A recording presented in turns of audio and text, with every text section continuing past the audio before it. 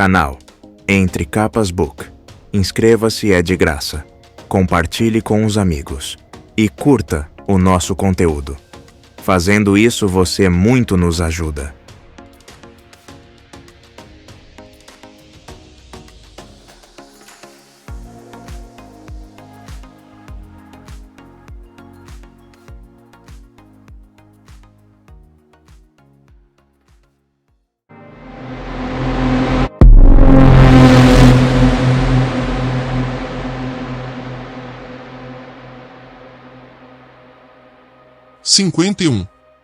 Herdeiros.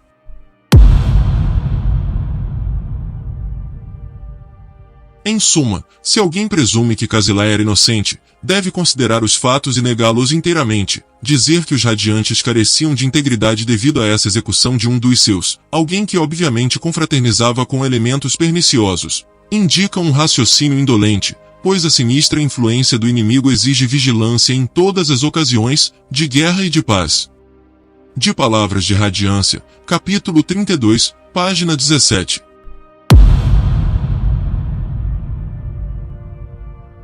No dia seguinte, Adolin enfiou os pés nas botas, o cabelo ainda úmido do banho matinal. Era incrível a diferença que um pouco de água quente e algum tempo para refletir podiam fazer. Ele chegou a duas decisões.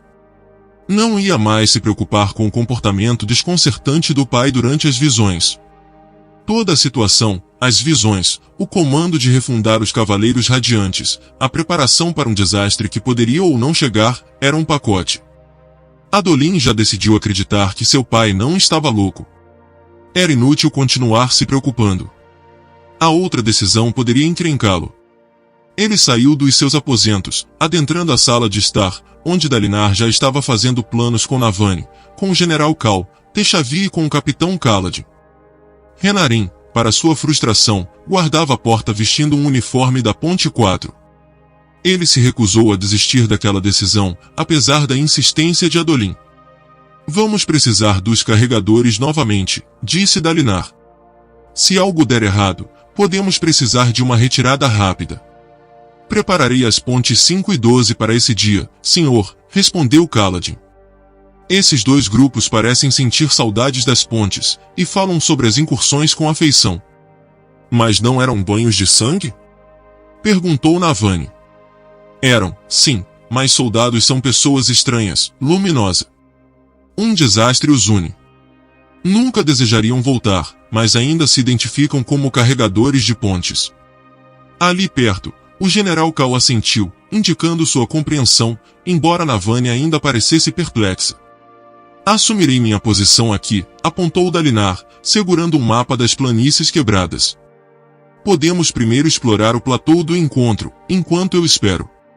Aparentemente, ele tem algumas formações rochosas estranhas. Parece uma boa ideia, comentou a luminosa Techavi. Parece mesmo, disse Adolin, juntando-se ao grupo, exceto por uma coisa. O senhor não estará lá, pai. Adolin, disse Dalinar com um tom paciente. Eu sei que você acha que é perigoso demais, mas... é perigoso demais. O assassino ainda está solto e, da última vez, ele nos atacou no mesmo dia em que o mensageiro partindiano veio ao acampamento. Agora temos uma reunião com o inimigo nas planícies quebradas? Pai, o senhor não pode ir. Eu tenho que ir, disse Dalinar. Adolin, isso pode significar o fim da guerra. Pode significar respostas. Saber por que eles nos atacaram, em primeiro lugar. Não vou abrir mão dessa oportunidade. Não vamos abrir mão dela, respondeu Adolin. Só vamos fazer as coisas de um modo um pouco diferente. Como? Quis saber Dalinar, estreitando os olhos. Bem, para começar, eu vou no seu lugar. Impossível, disse Dalinar, não vou arriscar meu filho em... Pai. Isso não está sujeito à discussão. A sala foi tomada pelo silêncio. Dalinar baixou a mão do mapa. Adolin firmou o queixo, encarando-o de frente. Raios, era difícil negar algo a Dalinar Colin. Será que seu pai percebia a presença que emanava, a maneira como movia as pessoas pela força bruta da expectativa? Ninguém o contradizia. Dalinar fazia o que desejava.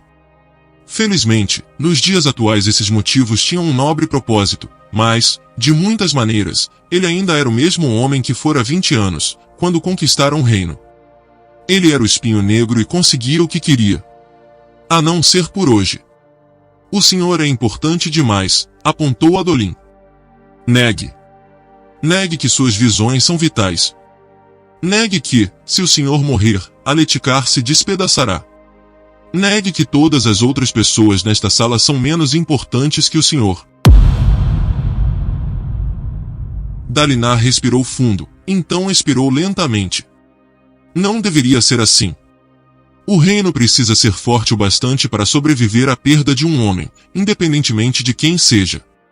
Bem, o reino ainda não chegou nesse ponto, disse Adolin. Para que isso aconteça, vamos precisar do senhor. E isso significa que precisa deixar que cuidemos de você. Sinto muito, pai, mas de vez em quando terá que deixar que mais alguém mostre serviço. Não pode consertar todos os problemas com as próprias mãos. Ele está certo, senhor, disse Kaladin. O senhor realmente não deveria se arriscar naquelas planícies. Não se existe outra opção. Não vejo outra opção, insistiu Dalinar em um tom frio. Ah, mas tem, afirmou Adolin. Mas vou precisar pegar emprestada a armadura fractal de Renarin.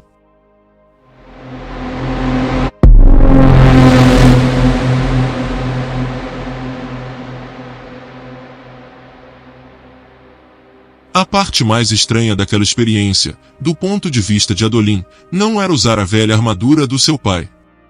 Apesar das diferenças externas de estilo, todas as armaduras fractais tendiam a se encaixar do mesmo modo. A armadura se adaptava e, pouco depois de vesti-la, a fractal tinha assumido o mesmo formato que a de Adolin. Também não era estranho cavalgar na frente da força, o estandarte de Dalinar desfraldado sobre sua cabeça.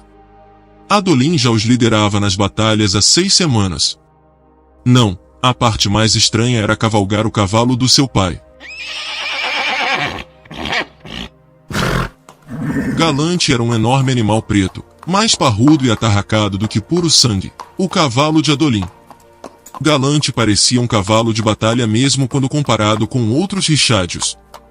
Até onde Adolin sabia, nenhum outro homem o cavalgara, a não ser Dalinar. Richádios eram delicados nesse aspecto. Foi necessária uma longa explicação de Dalinar para que o cavalo sequer permitisse que Adolin lhe segurasse as rédeas, quanto mais subir na sela. No fim, havia funcionado, mas Adolin não ousaria cavalgar Galante em batalha, tinha a firme impressão de que a besta o jogaria da sela e fugiria a galope, procurando proteger Dalinar. Era esquisito subir em um cavalo que não fosse puro sangue. Ficava esperando que Galante se movesse diferente, que virasse a cabeça nas horas erradas. Quando Adolin acariciava seu pescoço, a crina do cavalo lhe parecia estranha de modos que não conseguia explicar. Ele e seu richádio eram mais do que apenas cavaleiro e cavalo, e se percebeu estranhamente melancólico por cavalgar sem puro sangue. Tolice! Precisava permanecer concentrado. A procissão se aproximava do platô do encontro, que possuía um grande monte rochoso em um formato peculiar perto do centro. Aquele platô ficava próximo do lado aletiano das planícies, mas muito mais ao sul do que Adolin já foi. Patrulhas antigas haviam dito que demônios do abismo eram mais comuns naquela região, mas nunca acharam uma crisálida ali. Algum tipo de campo de caçada, mas não um local para empupar? Os parchindianos ainda não haviam chegado. Quando os batedores relataram que o platô estava seguro, Adolin conduziu Galante através da ponte móvel. Sentia calor sob a armadura, as estações, aparentemente, haviam decidido se arrastar primavera dentro e talvez até chegar ao verão. Ele se aproximou do monte rochoso no centro. Era realmente peculiar. Adolin circulou, notando sua forma, seus sulcos, que pareciam quase... É um demônio do abismo, percebeu Adolin. Ele passou pela cabeça, um pedaço de pedra cheia de furos que evocava a exata sensação da cabeça de um demônio do abismo. Uma estátua? Não, era natural demais. Um demônio do abismo havia morrido ali séculos antes, e em vez de ser carregado pelo vento, havia sido lentamente coberto de crém. O resultado era insólito. O Kren havia imitado a forma da criatura, se agarrando à carapaça, sepultando-a. A rocha colossal parecia um monstro feito de pedra, como as antigas histórias dos esvaziadores. Adolin sentiu um arrepio, conduzindo o cavalo para longe do cadáver rochoso e rumo ao outro lado do platô. Logo ouviu o alarme dos batedores. Parchendianos chegando. Preparou-se, pronto para invocar sua espada fractal. Atrás dele havia um grupo de carregadores, 10 homens, incluindo o Parchamano. O capitão Kaladin havia permanecido com Dalinar no acampamento de guerra, só por via das dúvidas. Adolin era quem estava mais exposto. Parte dele desejava que o assassino viesse, para que tivesse outra chance. De todos os duelos que esperava lutar no futuro, esse, contra o homem que havia matado seu tio, seria o mais importante, ainda mais do que acabar com Sadeias. O assassino não apareceu enquanto um grupo de 200 parchendianos chegava do platô seguinte, saltando graciosamente e pousando no platô de encontro. Os soldados de Adolin se agitaram, armaduras tilintando, lanças baixando. Fazia anos desde que homens e parchendianos haviam se encontrado sem que sangue fosse derramado. Tudo bem, disse Adolin sob o elmo. Tragam minha escriba. A luminosa Inadara foi trazida através das fileiras em um palanquim. Dalinar quis que Navani ficasse com ele, ostensivamente porque desejava ouvir os conselhos dela, mas provavelmente também para protegê-la. Vamos lá, disse Adolin, conduzindo o galante. Eles cruzaram o platô, só ele e a luminosa Inadara, que se levantou de seu palanquim para caminhar. Era uma matrona enrugada, com cabelos grisalhos de corte curto por uma questão de simplicidade. Adolin já vira gravetos mais carnudos do que ela, mas a mulher possuía uma mente aguçada e era uma escriba muito confiável. A fractária parchendiana emergiu das fileiras e avançou sozinha sobre as pedras. Indiferente, despreocupada. Era uma mulher confiante. Adolin desmontou e seguiu o resto do caminho a pé, com Inadara ao seu lado. Eles se detiveram a alguns passos da parchendiana, os três sozinhos em uma vastidão rochosa, o demônio do abismo fossilizado fitando-os da esquerda. Sou Eshonai, disse a parchendiana. Você se lembra de mim? Não, respondeu Adolin. Ele baixou o tom para tentar imitar a voz do pai, e torceu para que, com um elmo, isso bastasse para enganar a mulher, que não poderia conhecer muito bem como era a voz de Dalinar. Não me surpreende, replicou Eshonai. Eu era jovem e sem importância quando nos conhecemos. Praticamente indigna de ser lembrada. A princípio, Adolin havia esperado que a conversa da parchendiana parecesse uma cantilena, pelo que havia ouvido falar deles. Não era o caso. Eshonai falava ritmado, na maneira como enfatizava e fazia pausas entre as palavras. Ela mudava de tom, mas o resultado era mais parecido com um cântico do que com uma canção. Inadara pegou uma placa de escrita e uma telepena, então começou a escrever o que Eshonai dizia. O que é isso? Interpelou Eshonai. Vim sozinho, como você solicitou, disse Adolin, tentando projetar o ar de comando do pai. Mas vou gravar o que for dito e repassar aos meus generais. Eshonai não levantou seu visor, então Adolin tinha uma boa desculpa para não levantar o próprio. Eles se encararam pelas fendas oculares. A situação não estava correndo tão bem como seu pai esperava, mas Adolin imaginou mais ou menos aquilo. Estamos aqui para discutir os termos de uma rendição dos parchendianos, disse ele, usando as palavras que seu pai havia sugerido para começar. Eshonai deu uma gargalhada. Não é esse o motivo, nem de longe. Então qual é? Você parecia ansiosa para se encontrar comigo. Por quê? As coisas mudaram desde que falei com seu filho, Espinho Negro. Coisas importantes. Que coisas? Coisas que você não pode imaginar, disse Eshonai. Adolin esperou, como se estivesse ponderando, mas na verdade estava dando a Inadara tempo de se corresponder com os acampamentos de guerra. Inadara inclinou-se para ele, sussurrando que Navani e Dalinar haviam escrito para que ele dissesse. Estamos cansados desta guerra, parchendiana, declarou Adolin. Os seus números estão diminuindo. Sabemos disso.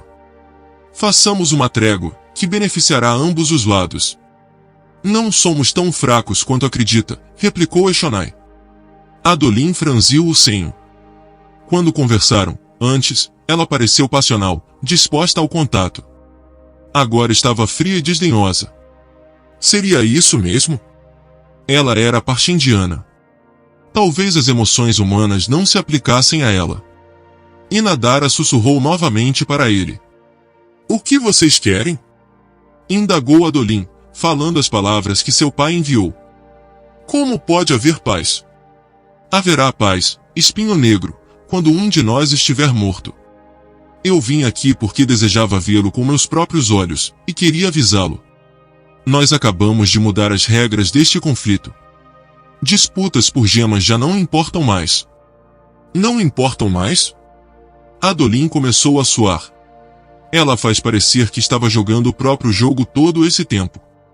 Não aparenta nem um pouco estar desesperada.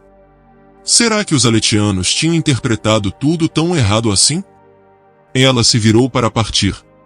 Não. Tudo aquilo só para que o encontro não desse em nada? Raios! Espere! Gritou Adolin, dando um passo à frente. Por quê? Por que estão agindo assim? O que há de errado? Ela olhou de volta para ele. Você realmente quer acabar com isso? Sim. Por favor. Quero a paz. Não importa o custo. Então vai ter que nos destruir. Por quê? Repetiu Adolin. Por que vocês mataram Gavilar, lá atrás? Por que trair nosso tratado? O rei Gavilar, disse Eshonai, como se estivesse meditando sobre o nome. Ele não devia ter nos revelado seus planos naquela noite. Pobre tolo. Ele não sabia. Vangloriou-se, pensando que ficaríamos contentes com o retorno dos nossos deuses. Ela balançou a cabeça, então se virou de novo e se afastou correndo, a armadura fazendo barulho. Adolin deu um passo para trás, se sentindo inútil.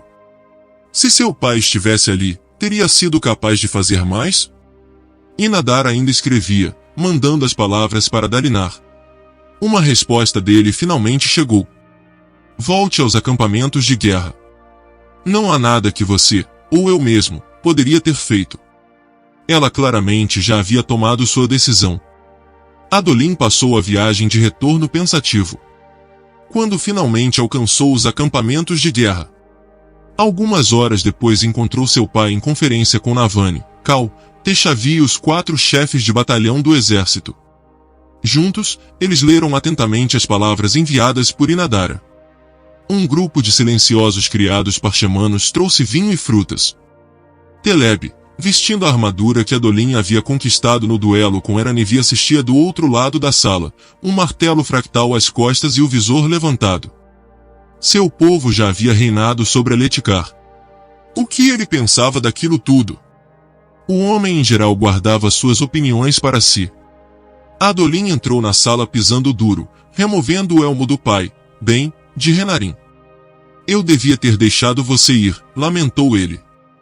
Não era uma armadilha. Talvez você tivesse conseguido fazer com que ela escutasse a razão. Essa é a gente que assassinou meu irmão na mesma noite em que assinaram um tratado com ele, disse Dalinar, inspecionando os mapas na mesa. Parece que não mudaram nada desde aquele dia. Você foi perfeito, filho, sabemos tudo de que precisamos. Sabemos?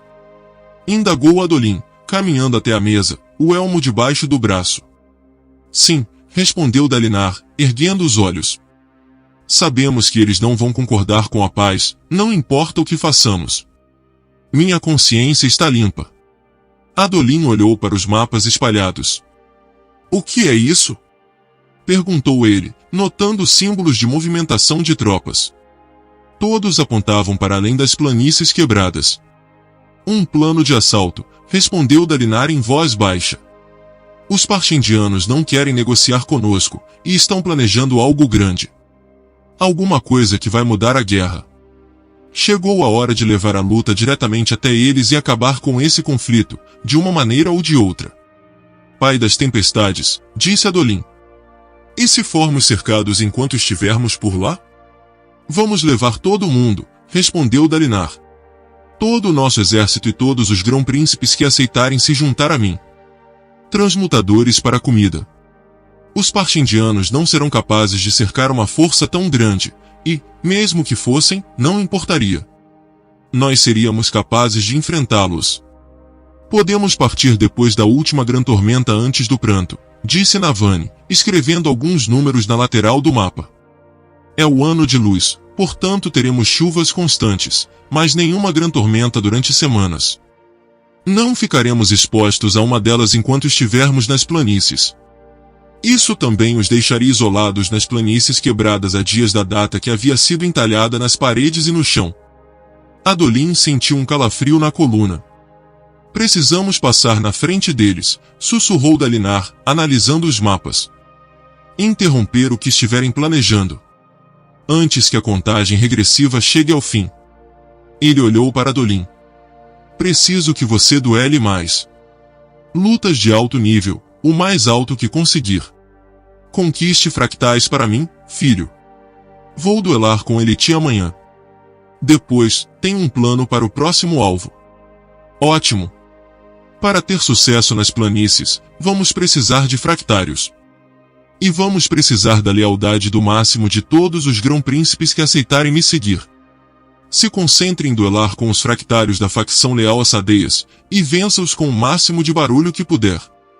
Vou procurar os grão-príncipes neutros e lembrá-los dos seus votos de cumprir o pacto de vingança. Se tomarmos as fractais daqueles que seguem Sadeias e as usarmos para terminar esta guerra, será um grande avanço para provar o que sempre disse. Que a unidade é o caminho para a grandeza letiana. Adolin assentiu. Vou cuidar disso.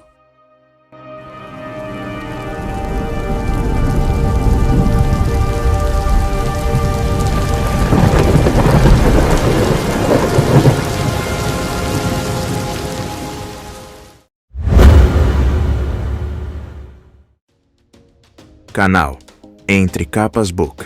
Inscreva-se, é de graça. Compartilhe com os amigos. E curta o nosso conteúdo. Fazendo isso, você muito nos ajuda.